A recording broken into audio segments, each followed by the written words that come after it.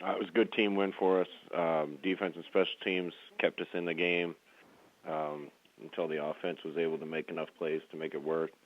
ECU played a good game. I think they made some mistakes they probably wish they had back. But it was a very competitive game. Great team win for us, very important for us. Tulane's another team that's rapidly improving with their new head coach, and we're looking forward to a big challenge this Friday. Questions for Coach Scott Frost, please. Hit star 1 on your telephone keypad to join the queue. The operator will introduce you. Our first question comes from Dick Weiss with American Athletic Conference. Hey, Scott, how are you? Good, how you doing? Good. You played for and coached under some of the greatest coaches in college and pro football. Can you talk about some of the influences that they've had over your philosophy on both sides of the ball? I really don't have enough time probably to talk about all of them, but my parents were the first influence on me as coaches. They were both great athletes and coaches, and I learned a lot being in a household with two coaches. Bill Walsh was special. It was incredible to be in one of his install meetings, just listen to a guy like that talk about offense and the passion he had. Tom Osborne's one of my favorite people in the world. He's even a better person than he was coach, and I admire him as much as anyone anywhere. A lot of what I try to do, I try to be as close to him as I can. I don't think there'll ever be another one, but Tom is special to me. I played for Parcells and Belichick in New England. I think their attention to detail and what they demand out of their team is exceptional, and their results show it. Being around Mike Tomlin and Raheem Morris in Tampa, those guys are really the two that talked me into coaching. I think they saw something in me and encouraged me to do it. I still talk to both those guys to this day, and I'm leaving guys out, but then Chip Kelly and Mark Helfrich at Oregon. I've been lucky. I've been around some really good people. Was it a big adjustment for you, given the places you've been, to become a head coach from a coordinator's position?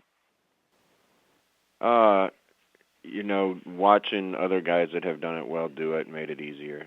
And I knew one of the keys was hiring a lot of good people, and I can't say enough about my staff. I have a good mix of guys from different places, enough guys that understood our way of doing things at Oregon that we were able to establish that, and some guys with some fresh new ideas from other places, and our staff has done a great job. Great. Thank you, Scott. You got it. And next up we have Dan Tortora with WakeUpCallDT.com. Good afternoon, Coach. How are you today? Good. How you doing? Good. Thanks for asking. To kind of go off of that, like you said, you're surrounded by a good staff, a staff that obviously is with you in this centralized message of moving Central Florida to a new era, a better era for them. Just what you can say about some of those people specifically that are on your staff that you really feel like have helped improve this team immediately. Well, it's hard to pick out one, but our defensive coordinator, Eric Shenander, has done an unbelievable job. I think the defense has carried our progress toward winning some games here in our improvement. I've had a lot to do as a head coach, and there's a lot of things on head coach's plate, and I'm helping with the offense. I don't have a lot of time to work with defense or special teams, and it's great having Eric Shenander as the defensive coordinator, Javon DeWitt as the special teams coordinator, because both those guys have done an unbelievable job and freed me up to be a head coach and help with the offense.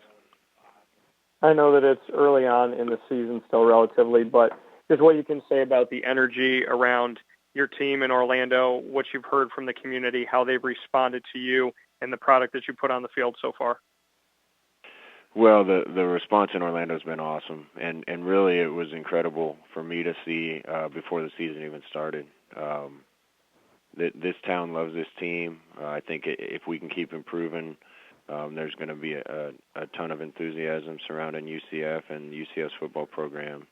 and we're in a great city, the largest city in the country without a professional sports franchise. So we are a football team. So we are the football team in town, and this community and this campus have been great to us.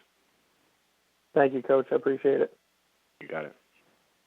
And next we'll hear from Ronnie Woodward with Greenville Daily Reflector. Hey, Coach. How you doing? Great. How you doing? Good, good. Congrats on the win. Looking at the stats, I mean, you held ECU to 33 yards rushing on 32 attempts. Is that something, I'm just curious, going into it, was that something you were focused on the game plan, was stopping the run, or do you think the team just played well on Saturday, or just kind of break down what happened there? Well, our run defense has been good all year.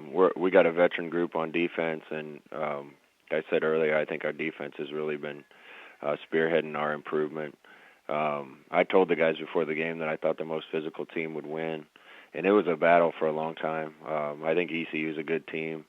They made some mistakes at key times, and we've been through a game like that against Maryland where I thought we played well enough to win and did enough to win, but we made some key mistakes, and I think it was a combination of the mistakes and us capitalizing on them, and us being able to finish off some drives running the ball. All right. Thanks, Coach. You got it. And next we have Shannon Green with Orlando Sentinel. Hey, Scott, I wanted to follow up with this. The offensive line didn't allow for Justin to get sacked once in that game. I know that's been a group that's been progressing. Can you just talk a little bit about what you saw out of that game from the offensive line, and was that one of their best performances so far? Yeah, offensive line is indicative of our whole team. I think we're improving, and we're improving fast, and we're improving every week. And we're a young group on the offensive line. Justin Ray, our center, is a senior, and other than that, we're junior, sophomore, freshman, sophomore on the front line. And they were young last year, which I think led to some of their struggles. But Coach Austin's done a great job with that group, and they're doing a better job every week we play. I know Justin gets his fair share of criticism, and maybe that's not always fair, but in that game, the wide receivers, they also had some uncharacteristic drops. Do you think some of that was attributed to the lack of time that they had to sort of work those things out during the week, or what would you attribute some of that to? No, I just think we need to execute a little better. We had our chances, and ECU packed the box, and we're going to make it as hard as they could on us to run the football, and we had to take some shots and try to create some big plays in the passing game, and we had our chances and hit on a few, but we definitely left some on the table too. We got to do a little better job detailing our routes outside and make sure we complete some balls. And obviously, Adrian Killens was named the Special Teams Player of the Week. What were some of the interesting reactions that maybe you heard from people regarding his 100-yard kickoff return? I'm in my office and with the football team all the time, so I don't hear a lot of people talking. The great thing about AK is he's a big play machine for us right now. It's at least 3 games in a row where he's had at least one play of 60-plus yards or 50-plus yards. It might be 4 in a row. I can't remember. But, he's managing to find a big play for us at least once a game, and that really opens things up. He's a guy that has the speed that's going to flourish in our offense, and I can't wait till a day we have 4 guys that can run like AK, but he's definitely a home run hitter for us.